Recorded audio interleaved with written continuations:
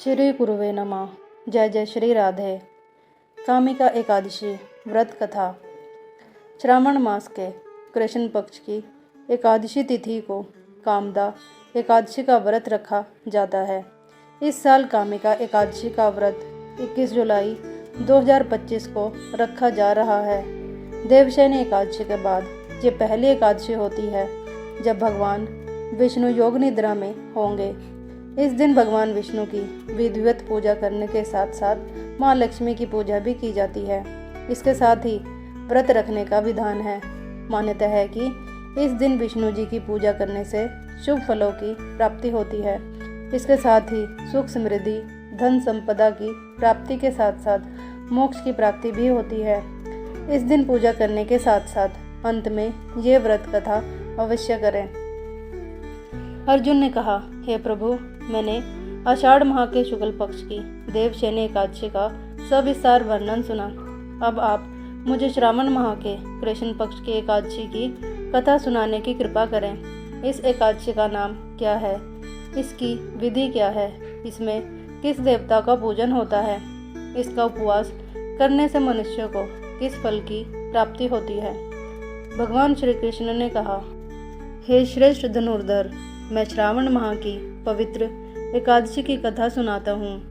ध्यान पूर्वक श्रवण करो। एक बार इस एकादशी की पावन कथा को भीष्म पितामह ने लोकहित के लिए नारद जी से कहा था।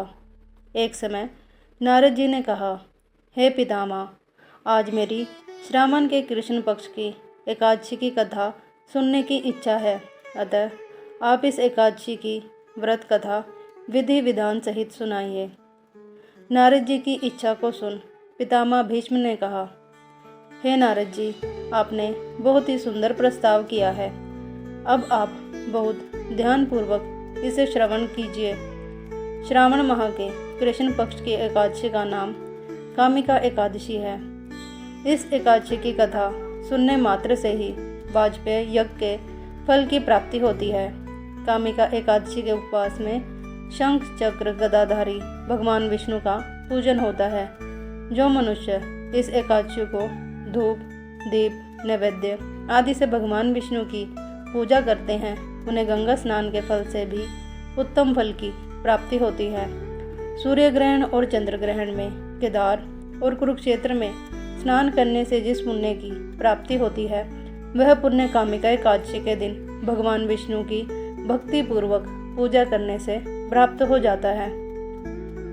भगवान विष्णु की श्रावण माह में भक्ति पूर्वक पूजा करने का फल समुद्र और वन सहित पृथ्वी दान करने के फल से भी ज्यादा होता है। व्यतिपात में गंडकी नदी में स्नान करने से जो फल प्राप्त होता है, वह फल भगवान की पूजा करने से मिल जाता है।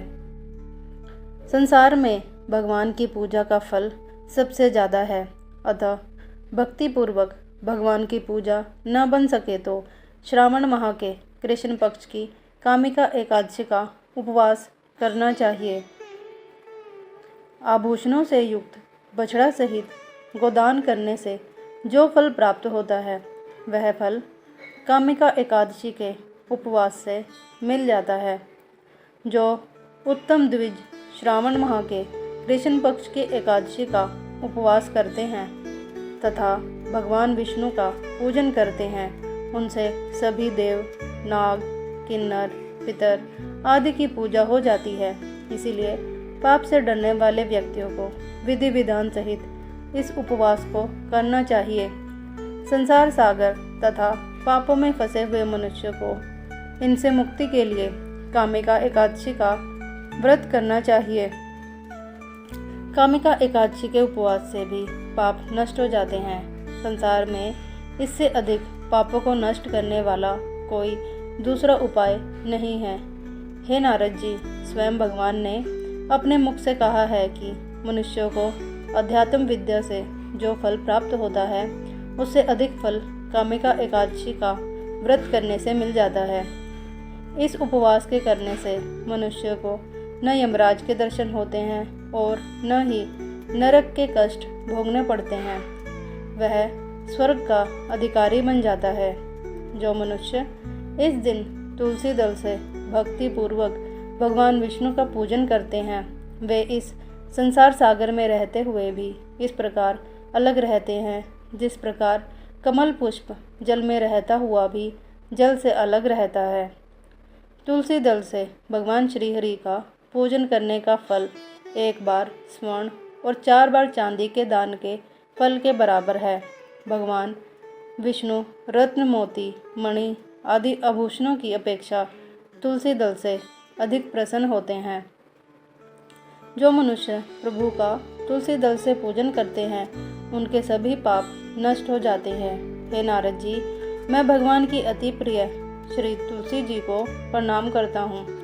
तुलसी जी के दर्शन मात्र से मनुष्य के सभी पाप नष्ट हो जाते हैं और शरीर के स्पर्श मात्र से मनुष्य पवित्र हो जाता है। तुलसी जी को जल से स्नान कराने से मनुष्य की सभी यम यातनाएं नष्ट हो जाती हैं। जो मनुष्य तुलसी जी को भक्ति पूर्वक भगवान के श्री चरण कमलों में अर्पित करता है उसे मुक्ति मिलती है। इस कामिका एकादशी को रात्रि को जो मनुष्य जागरण करते हैं, दीपदान करते हैं, उनके पुण्य को लिखने में चित्रगुप्त भी असमर्थ हैं। एकादशी के दिन जो मनुष्य भगवान के सामने दीपक जलाते हैं उनके पितर स्वर्गलोक में अमृत का पान करते हैं। भगवान के सामने जो मनुष्य घी या तिल के तेल का दीपक जलाते हैं उनको सूर्यलोक में भी सहस्त्रों दीपकों का प्रकाश मिलता है। कामिका एकादशी व्रत कथा। एक गांव में एक वीर क्षत्रिय रहता था। एक दिन किसी कारणवश उसकी ब्राह्मण से हाथापाई हो गई और ब्राह्मण की मृत्यु हो गई। अपने हाथों मारे गए ब्राह्मण की क्रिया उस क्षत्रिय ने करनी चाहिए, परंतु पंडितों ने उसे क्रिया में शामिल होने से मना कर दिया। ब्राह्मणों ने बताया कि तुम पर ब्रह्म हत्या का दोष है, पहले प्रायश्चित कर इस पाप से मुक्त हो, तब हम तुम्हारे घर भोजन करेंगे।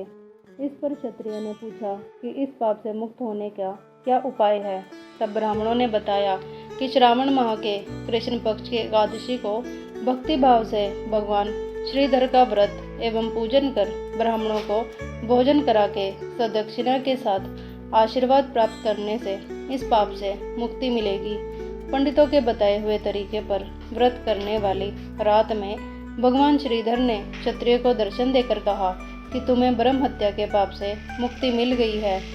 इस व्रत के करने से ब्रह्म हत्या आदि के सभी पाप नष्ट हो जाते हैं और इहलोक में सुख भोगकर प्राणी अंत में विष्णु लोक को जाता है।